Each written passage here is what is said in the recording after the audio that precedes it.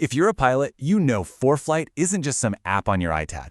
It's practically part of the cockpit. It's essential. So when the news broke in January 2026 about these huge, sudden layoffs, it really sent a shockwave through the whole aviation community. So today, we're going to break down what happened, why this might be part of a much bigger pattern, and what it all means for the future of this critical tool. Okay, let's get into The best place to start is with the people.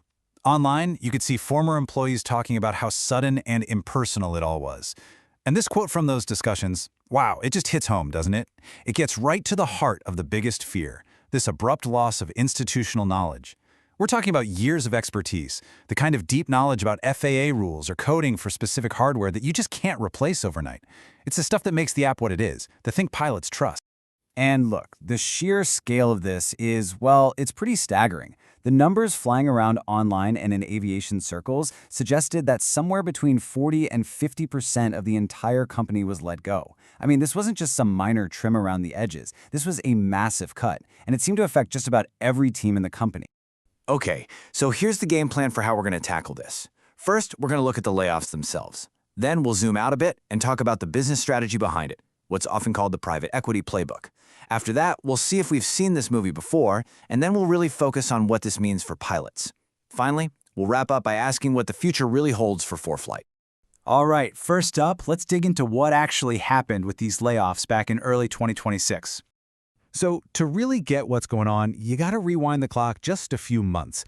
Boeing decided to sell ForeFlight, and it was bought by a big private equity firm called Thoma Bravo. And the price tag, get this, was a staggering $10.5 billion.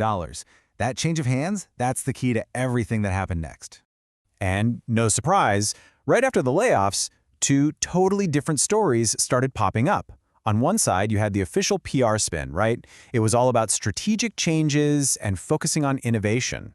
But on the other side, the view from employees and pilots was completely different. They were seeing it for what it looked like to them. A classic, aggressive cost-cutting move that could put the product they love at risk. Okay, so this whole thing brings us to the bigger picture here. To really understand why something like this might happen, we've got to talk about the business model that's usually behind these kinds of moves. So the magic words here are leveraged buyout, or LBO for short. Basically, what this means is the company doing the buying, Thoma Bravo in this case, borrows a ton of money to make the purchase. And here's the real kicker. That massive loan, it doesn't stay with the buyers. Nope, it gets dumped right onto the books of the company they just bought. Wild, right?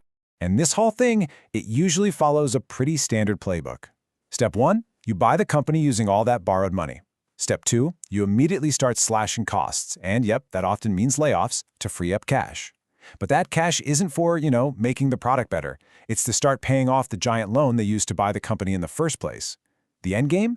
Make the company look lean and profitable, and then flip it for a big profit a few years down the road. Now, if this whole playbook sounds kind of familiar, well, that's because it is. What seems to be happening with ForeFlight isn't some brand new strategy. We've seen this movie before. And if you want to see the potential risks here, you don't have to look much further than a name we all know. I mean, who doesn't remember Toys R Us, right?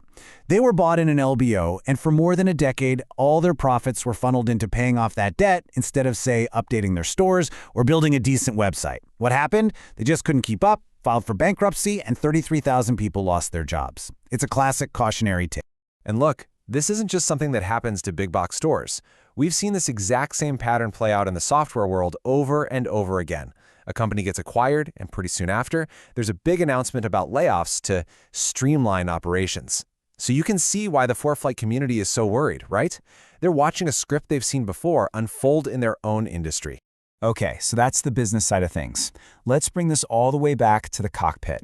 What does all this actually mean for the pilots who are out there every single day relying on this app? I mean, this is really the million-dollar question for anyone who uses the app, isn't it? If you're filing a flight plan, checking the weather, flying an approach, what should you actually be concerned about? Really, it all boils down to reliability and support. You've got pilots worried about bug fixes taking forever. And remember, this is a safety-critical app. They're worried that cool new features will just stop coming, and that the overall quality will start to slide. And that loss of expertise we talked about, that's not just a buzzword. It means the people who really got the weird quirks of international flight plans or knew exactly how to code for a specific GPS unit, they're gone. And then there's the big one, the fear that to save even more money, the core engineering work could get shipped overseas.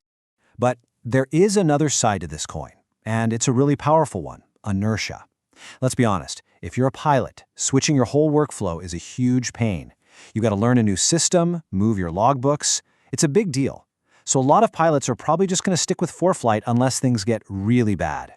Okay, so this all leads us to the final, critical question. Where does ForeFlight go from here? From the outside looking in, there seem to be two very different paths. When you strip it all away, the future really seems to come down to one of two outcomes. Path 1 is a slow decline. The company keeps cutting costs, the product gets worse, support gets slower, and eventually, even without inertia, pilots start looking for alternatives. Path 2 is the best-case scenario for the new owners. The streamlining works, they create a super profitable, lean company, and in a few years, they sell it for a massive profit. So, which path will it be? Honestly, it all hangs in the balance. ForeFlight's future is going to be a balancing act. Can the new owners pull out the profits they want without destroying the very thing that made the company worth over $10 billion to begin with? That's the whole ballgame. And that really leaves us with one last big question to think about. You know, ForeFlight isn't just another app. For a lot of pilots, it's a lifeline in the cockpit. And this whole situation makes you wonder, when our most essential tools, the ones we trust with our safety, are treated just as assets on a balance sheet, what's the real price we end up paying